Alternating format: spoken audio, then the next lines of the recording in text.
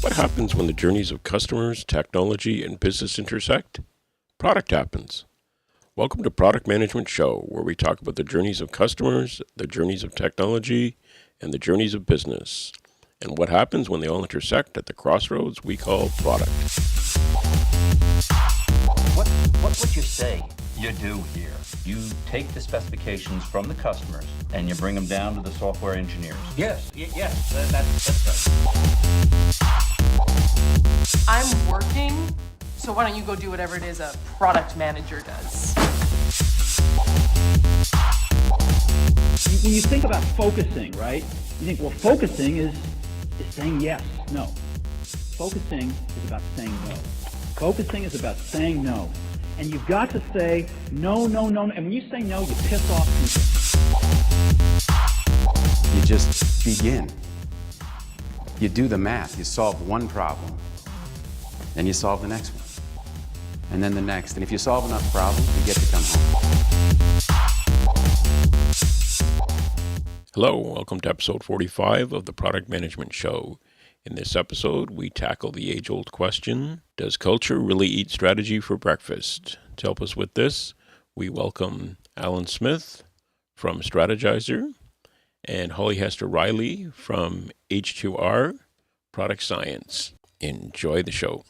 Does culture really eat strategy for breakfast, as Peter Drucker said so many years ago? And if yes, then what are the implications for product managers and product owners? To represent the strategy side of this topic, we welcome Alan Smith, co-founder at Strategyzer, provider of the business model canvas and value proposition canvas. Representing the culture side of the topic, we have Holly Hester-Reilly, founder at H2R Product Science, product management training and consulting. Holly, why don't we start with you? Can you introduce yourself briefly for us, please? Sure. Thanks, Alan. So I've been working in product management and tech startups for about a decade. I'm based in New York City, so I've been seeing a New York side of the ecosystem here. I started off at some really small companies where I was one of the first hires or working on a small team. And then about 5 years into working at startups, I moved over to a company that had 140 people, which seemed big to me at the time. And then it grew and grew and grew. That was MediaMath. And after 3 years there, I moved over to Shutterstock and got to launch a new product there and be a part of a public company. And after that, I left and decided to start my own training and consulting firm. So now I work with companies of all sizes, helping them get better at product management. Awesome. That's great. And Alan, how about yourself? Yeah, co-founded a company called Strategyzer. As you mentioned, we provide the business model canvas, built a couple of books, done a bunch of online training, have some online software to help people execute the methodology, which is sort of underlying all of the stuff that we sell. And at our core, we're here to help people fix their business model and really, set their strategy and build new growth engines. Awesome. Well, listen, thank you again both for participating. I'm really looking forward to this. So why don't we start with the axiom itself? And I got this idea to have this discussion as I do with several of my topics from a LinkedIn discussion, but I was unable to verify who actually first said it and when the axiom culture eats strategy for breakfast first came about, but it does seem to be considered a truism. Holly, we'll start with you. What do you think is meant by this axiom, and do you think it's actually true? Yeah, sure. So, I have always interpreted it to mean that while strategy may be important, culture is even more important. And that if your culture isn't in the right place, that no matter how good your strategy is, you're not going to get the outcomes that you're looking for. And I do believe that to be true because I've had the fortune or misfortune of working at companies that had both good and bad cultures. I've seen some really smart people, some great strategy minds make plans and then had the company not be able to deliver what they were trying to deliver. And at the end of the day, a company is made up of people, and the way that people work together is very much what the culture is and is about. And if you don't have a culture that helps people to work together excitedly towards the goal that you're setting with your strategy, it doesn't really matter how good your strategy is. Cool. Thanks, Holly. So, Alan, what about you? Is the axiom that culture eats strategy for breakfast true, and what do you think is meant by the phrase? So I think Holly pretty much nailed it, especially with her focus on outcomes. And to me, it's hard to find a really clear definition of strategy, right? Some people say it's about achieving a goal with a set amount of resources. Some people say it's about choices. It's where do we want to play and how we're going to win, right? There's what are we not going to do? There's a lot of different things that people say strategy is, but really, what all of those definitions have in common is that it really is about an outcome that we're trying to achieve at the end of the day. And I find that the definition of value culture is really helpful from Dave Gray, which is it's the values, beliefs, and behaviors of a company, or that are inside of a company. And what Holly was right about there, where I agree, is that if you don't have values and beliefs and behaviors that allow you to achieve a certain outcome, then it doesn't matter, how well you decided, or what outcome you've set your sights on, and what strategy you've chosen. Where I would be a little bit provocative, and I'm not sure I would necessarily agree, which is to say that culture matters more. I think they're two equally important components. There's a ton of companies out there that are equally dead for having great culture and no idea of where they want to go, or a terrible strategy. So, while I agree that, there's lots of great strategies that were devised for companies that never got there, I would say there was also lots of great places to work that went under because they had a bad strategy. Good point. All right, cool. Well, let's stay with you, Alan. So, what do you think the implication of this, since you both agree that it's true, what do you think the implication of this axiom is for product managers and product management? And what do you think, product managers really need to do kind of in response to this truism? So I guess I didn't agree that it was true. So let me just back up on that one. Sorry. Thanks for correcting me.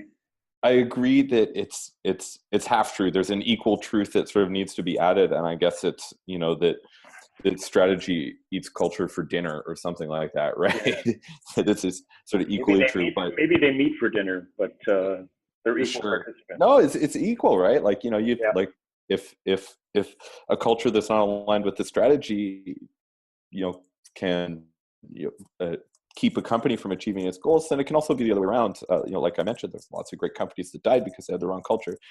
Let's focus on, what you mentioned is like, what is the impact of getting the culture right to achieve an outcome, which I think is what you're asking here. Yep. And what does that mean for product people?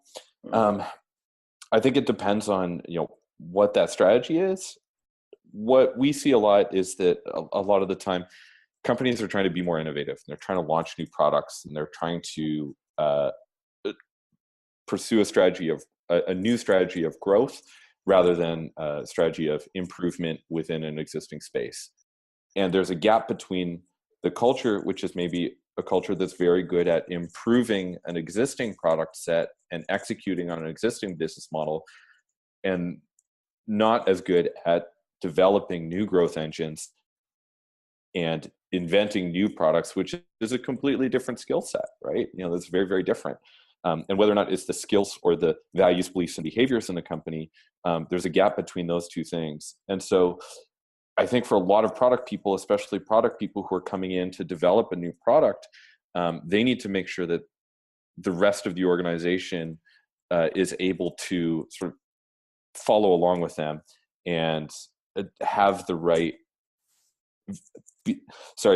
values, beliefs, and behaviors in place to be able to achieve that outcome of, maybe launching a new product into a new market, or an existing product into a new market, or goodness knows, both, right? A new product in a new market.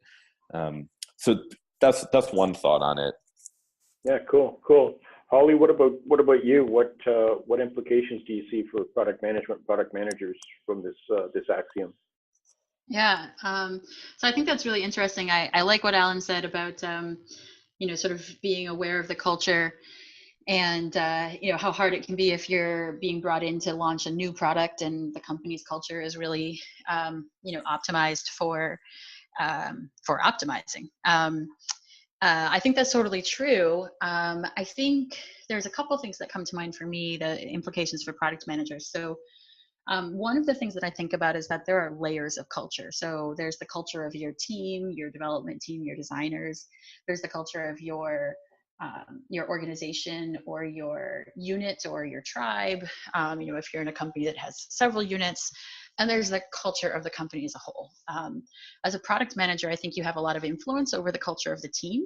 And so I think that's a level at which it gets kind of interesting. I think one of the things that I heard with what Alan was saying is, if you have a great culture but no strategy, your company's still going to fail.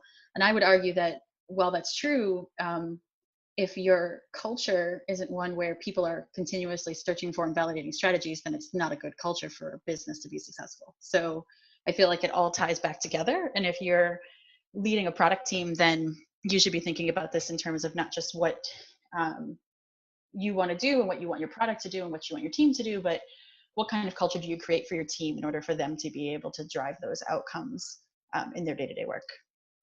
Yeah, that's cool. That's cool. Alan, back over to you. So let's go back to the strategy side of the equation here for a second. So how often do you see in your product management work with teams that they have a well-articulated corporate and product strategies in place, and what do you see happening if they don't? Well, it's all over the map, right? We see some people who are really, really clear on where they want to go. They're not just quite sure on how they're going to get there. We see some people who are less clear on that overall and have a bigger mess to sort of clean up. And then the people who have it all figured out, well, we don't see them because they don't come to us, right? Mm-hmm. We're not working with them very much. What we tend to see, very frequently is the thing that both Holly and I were talking about a minute ago is that company that has some sort of sense of, usually it's a larger company that is realizing, okay, we want to do something new here. We want to create new growth engines because our old business model is expiring, like yogurt in the fridge. So we're going to have to build some new ones. We're going to have to launch some new products. How do we do that? We're not used to doing that. And so there's a clear strategy of growth from new products, but beyond that, in terms of exactly how we're going to do that and the culture required to do that, is usually where we see the gap. That's really, really common, both at the sort of corporate level and at the product team level. That's what we see pretty often. Okay. And Holly, you're doing, you mentioned doing consulting work. So do you see it all over the map as well, or do the people, the shops that you work with typically have good strategies in place? What's your experience? Excuse me, I would agree. I see it all over the map as well. I definitely do see some tendencies because I do work with teams of lots of different sizes. So I feel like, there's tendencies in corporate America versus startups versus scaling high growth companies. In general, I find that the larger enterprises, as is the way when you get to be a really large organization, have built a lot more separation of concerns into their systems. And so they have a harder time bringing that culture back to a place where everybody feels like they can impact different areas and talk to people from different areas and collaborate across different areas. I see that as a big challenge in those organizations, whereas sometimes it goes the other direction in some of the smaller or younger companies where it's actually everybody thinks that they can all do everything, and they are struggling to figure out how they work together as a team, or they know exactly what they're going to do to execute on a strategy, but maybe they've done so much building strategy, executing on strategy for other companies. Like a lot of startup founders are from a company before they go and start their own. So, they've built a product, they know how to execute a strategy, but they don't know how to build one themselves. So I definitely, I think a little bit of both. Like, I see it all over the map, but I do see tendencies across the different sizes. Mm-hmm. Cool. So let's talk about aligning culture and strategy for a second. So if, I'll start with you, Alan. So if you go in and you're working with an organization, a customer, and you see that, there's some tension between the culture and the strategy, and I'm assuming that you might see this once in a while, in other words, the company's saying they want to do one thing, but their behavior, what you said, right, their behavior, beliefs, and whatnot, say something else. Do you try to help them with that, or is it possible to align culture and strategy? Yeah, good question. So the way that we think about this is, we're a tool company, right? We're a methodology company, so we don't do a ton of consulting. We coach, but we don't consult, and we try to put the tools in people's hands and let them use it. So if you're following that, well, how do we help people with their culture? Well, we have to have a tool to help them with their culture. So we work with a guy named Dave Gray on this, and he's done a lot of deep thinking on it, and helped to develop this tool called the culture map. And at its core, the culture map is sort of these three layers, where it's kind of like an iceberg, where at the top you see the outcomes. Outcomes like people getting fired for failing on something, or we're not producing innovative products, or our return on R&D is extremely low, right? And you might want a different outcome, which is celebrating failure, or sorry, you want to have successes. Therefore, what do you have to do underneath of that? So then there's this sort of set of behaviors below that. So if you start with the outcomes, they're like what's happening, the behaviors sort of underneath of that, and then what's enabling that or blocking that. So we help people to sort of go through that process.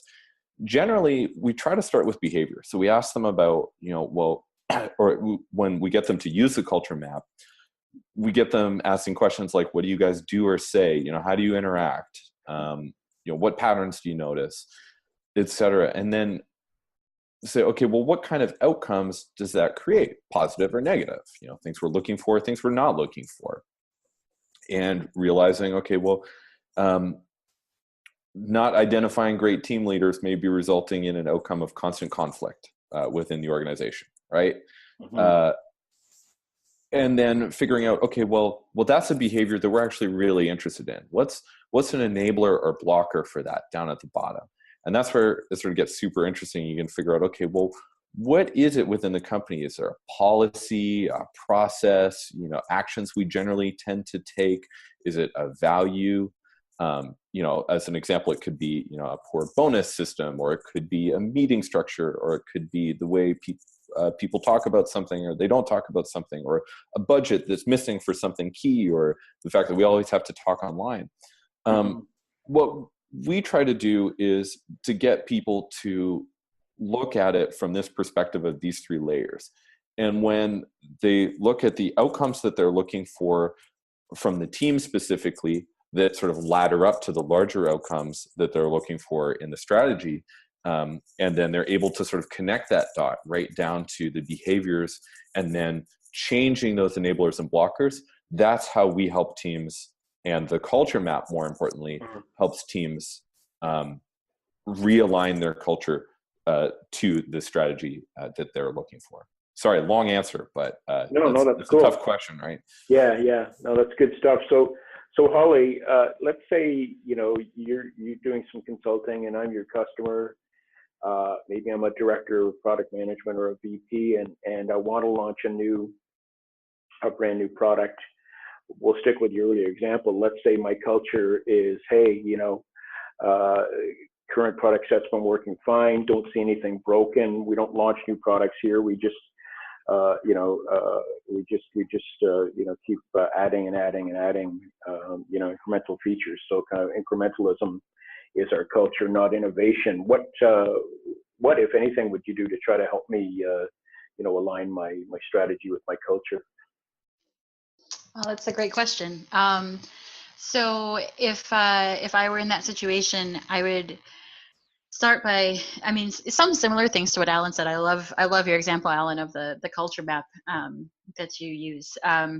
In some ways, I would want to hear, why do you feel that this is the culture that you have? Why are you getting stuck in incrementalism? What happens in the past whenever anyone has had an idea that they wanted to do something new? And then I would try to find a sort of a nugget of something that we could use to be our test area, right? So if we need to change the behavior in the organization to support coming up with new products, I want to start with something that is going to be an example where we can start to show the way we want to try to behave, and use that as something that we can have help us start to change the culture to be more innovative. So to make that a little more real, I think what I mean would be, let's say a company was A/B testing all the time, and because that happens a lot in optimization cultures. So they're doing lots and lots of A/B testing, and they're not doing a lot of earlier stage discovery work. So I would say, well, let's pick some area where we think there's a problem that could be solved that we don't know a lot about. And let's start with that example. Let's go out and talk to the customers. Let's go out and talk to the potential customers. Let's find out more about the pains. And as we're doing that work, let's make sure that it's visible within the organization so that other people know we're doing it. And expect that it will be slow. If your culture is all A/B testing and incrementalization, you can't come in guns blaring and say, I'm the new VP of product and I want to launch new things. Now we're going to do this. You could try, but it might not work so well. So what you want to do is say, okay, we're going to try it with this test bed. We'll do this project. And in this project, we'll make sure we value the things people have been doing, but we'll also do some new things, and we'll share with the company what they were doing along the way. And we'll get their feedback, and we'll hear from people, and we'll try and seed this new behavior. Cool. That's good. So, next, a lot of people that would likely listen to a podcast like this are either new to the product management role, or they might even be in a different role and thinking about becoming a product manager. Alan, I'll go back to you. When I did my product management training at Pragmatic Marketing, I almost don't want to say how many years ago, but I think it was around 97. We didn't talk. When they talked about how to do product management, the word culture wasn't mentioned once. So if you were talking to somebody who was looking to move into product management, what advice would you give them on this topic of how to either not be negatively impacted in their career by culture, or how even to leverage culture in an organization, or do you think they can just focus on the other harder skills and just ignore culture? Well, if what we talked about at the beginning is true in the least, ignoring culture might not be a very good idea if you want your strategy to get eaten for breakfast. So, I would say, Dave Gray, who's sort of our Strategyzer resident expert on culture, he would say, if you want to really understand culture, you got to map it. And I think that, that collaborative approach to working with a team, is, coming into any existing team, there's going to be a bunch of existing culture there, and you're just one person on that team. So working to understand exactly what it is, sort of the same way that, Holly really described of, okay, well, let's, take a look at this. I suggest using the culture map because, our experience is that when you make things really, really explicit and you give people a shared language, you end up with a much better conversation than maybe 20 really open-ended questions and having to make sense of all the answers. Like, you give people a good tool and the sense just sort of comes right out of them, So, having individuals sort of map the culture individually, if you feel like the culture is getting in your way, right? So if as a product manager, you're coming into a company and you're having a hard time getting the things done that you need to get done, that's one thing. Having the team, so sorry, this is a caveat of even doing any of this stuff, like any of this advice would be that once you get stuck, right? Like if you Mhm. don't get stuck, focus on figuring out the product, right? And Mhm. really improving the product. But if you're getting stuck and you're not seeing the outcomes that you're looking for, then the question is why. Getting the team together, mapping the culture as it is, and figuring out, okay, well, what do we have to change? What enablers do we need to add, or what blockers do we need to remove to be able to create the behaviors we want that get us the outcomes that we're looking for? The right behavior, right enablers and blockers, create the right behaviors, and then that gives you the right outcomes. And so working with the team. And so one thing I would add to that as well is, like Holly said, don't try to do it all at once, right? It's really one thing at a time. And a good product manager is going to be able to help prioritize and say, this is the thing that if we change this, we're going to get the most bang for our buck. The same way, if we implement this feature, we believe that we're going to get the most bang for our buck there. And then test it and measure it. And, like I agree 100% with Holly's approach of saying, well, let's just change this one thing first. And then once you're getting some success or failure there, change another thing, right? And go from there. But starting with that map together with everyone in one room, so you're all on the same page and you understand that this is the highest value change. And if we change this, we're hoping to act in this way and we're hoping to get this outcome.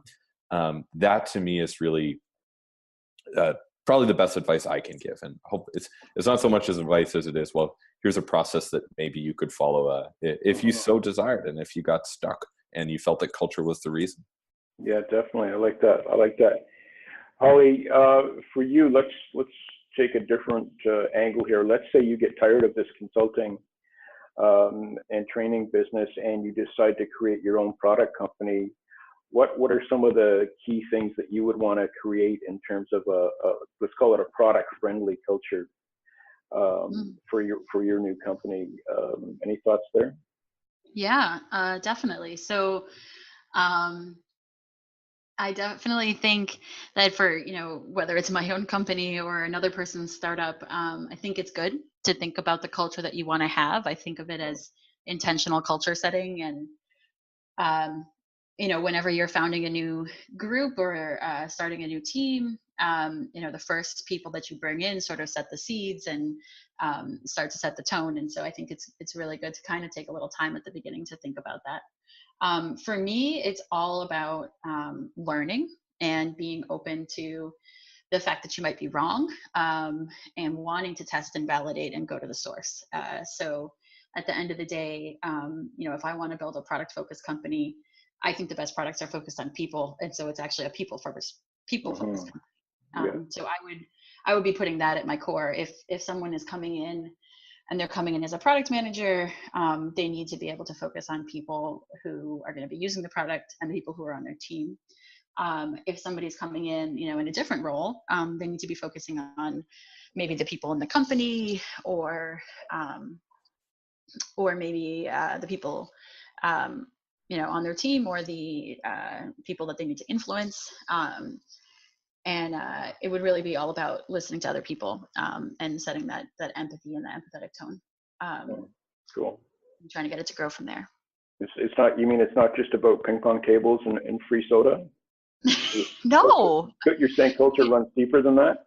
Yeah, I'll tell you, I've been at several companies that offered free massages, and I've probably gotten to actually utilize less than half of the supposed free massages, because the meetings and the stress and the demands on your time, often overtake your ability to, pop into the yoga room and play a video game. So there's a lot more to it than just ping pong tables and beer. Cool.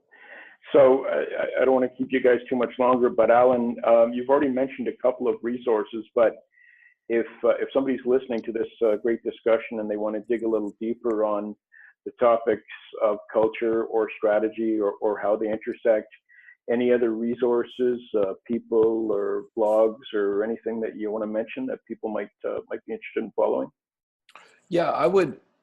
So for our take on this, you could check out blog.strategyzer.com. That's strategy with a Z-E-R or Z-E-R, depending on where you are in the world. on the end of it.com.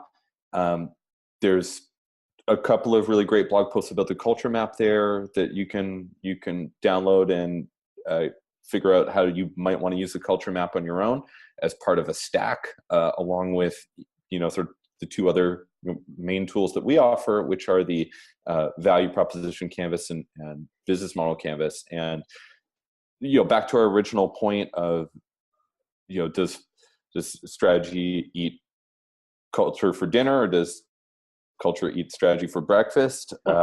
It's, to me, it's really, it's different questions, right? It's not a versus. And, if your business model is, how you create value for your company, and your value proposition is how you create value for your customers, then your culture map is how you create value for your employees, and the right value to get the other two components created as well, right?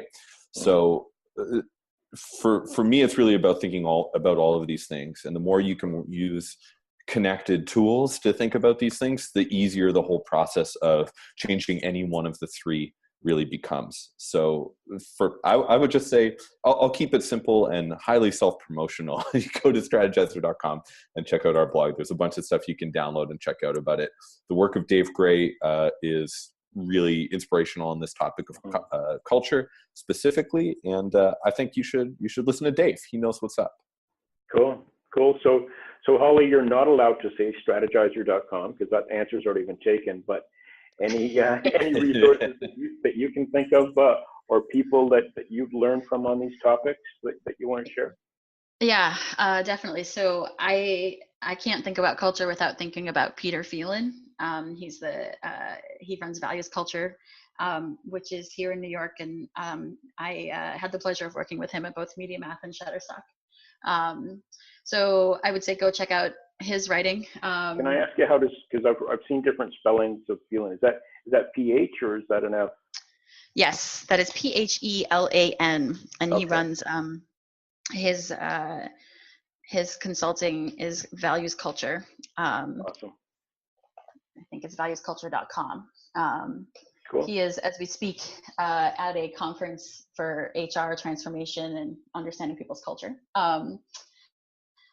So I find, a lot of my opinions on culture have come from getting to see him work. And you think about some of the topics he talks about, like cultural debt, which is when your organization doesn't keep its promises, and people start to feel like it's not living up to what it said. So that's for culture itself, a great place to go. And then for culture and strategy and product, I would recommend, come and join my emailing list. I send out newsletters and I talk about different topics: culture, strategy, product management, empathy, design research, and how all these things come together for people to build great products and product teams. Awesome. I'm really glad you plugged your own stuff there, Holly, because I would have felt like a jerk just mentioning Strategyzer if you didn't mention yours. So I had to, yes. So it's H2RProductScience.com. Sorry, say again.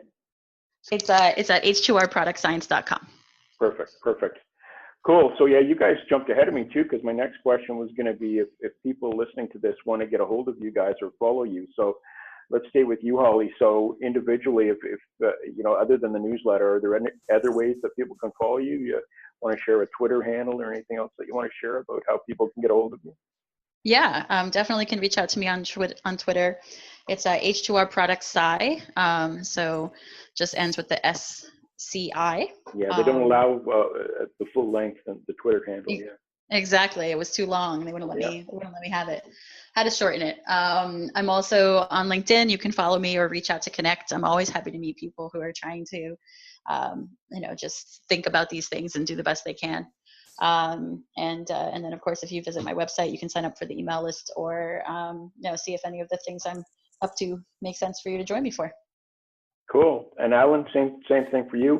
We already know the website, but any other Twitter handles or anything else, any other ways people can follow you or get connected if they want to reach out to you? Not really. You can find me on LinkedIn if you want, but it's difficult just because my name's Alan Smith. But if you put Strategyzer connected to it, it's kind of like a middle name, I guess. And so that helps out. No, I don't tweet, and I sort of am a little bit, I work generally behind the scenes here at Strategyzer, so Yeah. you won't see me tweeting too much, but just follow @Strategyzer on Twitter. It's not me who writes that stuff, but I condone all of it. It's fantastic. But I can tweet to @Strategyzer and I can say, tell Alan. Yeah. Gotcha. It'll find its way to me. Yeah. It will. Awesome. Well, listen, guys, I really want to thank you both. It's been a really interesting discussion. Thanks for sharing your time and your expertise. Very much appreciated. Thank you so much, Alan and Alan. It's been fantastic to talk with you. Yeah, and thanks for going easy on me, Holly. I'm not really good in a debate format, so you didn't tear me up too much. I appreciate that. All right. It was a pleasure. Take care, guys. Thanks. Bye. Bye. Bye.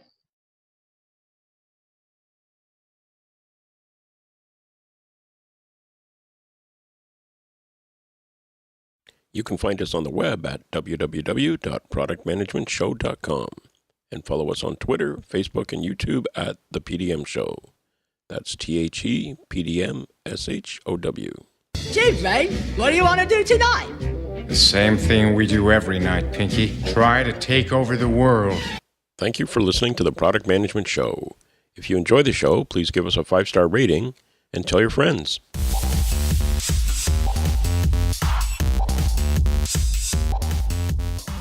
You're still here? It's over. Go home. Go.